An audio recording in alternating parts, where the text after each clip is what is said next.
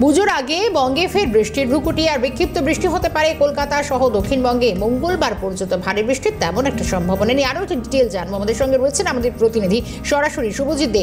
শুভজিৎ, এটাই হচ্ছে মানুষের এখন প্রশ্ন, কারণ একটা একটা করে দিন মানুষ গুনছে, হাতে আর 8টা দিন রয়েছে, এই মহালয়াও আসছে। সব মিলিয়ে পুজোর আগে আবহাওয়া কেমন থাকবে, বৃষ্টির ভ্রুকুটি কতটা ভোগাতে পারে?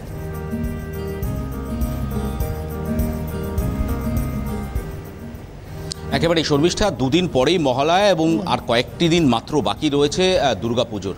আর আমরা জানি যে বাঙালির সবথেকে বড় উৎসব এই দুর্গোৎসব, আর দুর্গোৎসবকে ঘিরে সবার মধ্যে একটা উদ্দীপনা থাকে। আর তার থেকে বড় প্রশ্ন হচ্ছে, আমরা এই বছরে দেখেছি যে একের পর এক নিম্নচাপ হয়েছে, আর পুজোর মধ্যে কি কোনো নিম্নচাপ থাকছে এই প্রশ্ন কিন্তু সাধারণ মানুষের মধ্যে ঘোরাফেরা করছে। ঠিক সেই জায়গা থেকে জানিয়ে রাখি, আলিপুর হাওয়া অফিস জানাচ্ছে যে এই মুহূর্তে বড়সড় কোনো নিম্নচাপের প্রভাব পড়বে না দক্ষিণবঙ্গ থেকে উত্তরবঙ্গে।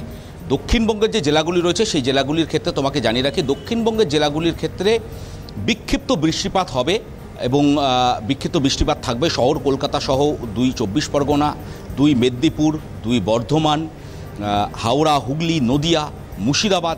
এই যে জেলাগুলি রয়েছে এই জেলাগুলিতে কিন্তু একদিকে যেরকম বিক্ষিপ্ত বৃষ্টিপাত থাকবে, অন্যদিকে যদি উত্তরবঙ্গের দিকে নজর রাখা যায় তাহলে তোমাকে জানিয়ে রাখি শর্মিষ্ঠা যে দক্ষিণবঙ্গের তুলনায় কিন্তু বৃষ্টিপাত কিছুটা হলেও বেশি হবে উত্তরবঙ্গের ক্ষেত্রে। তার কারণ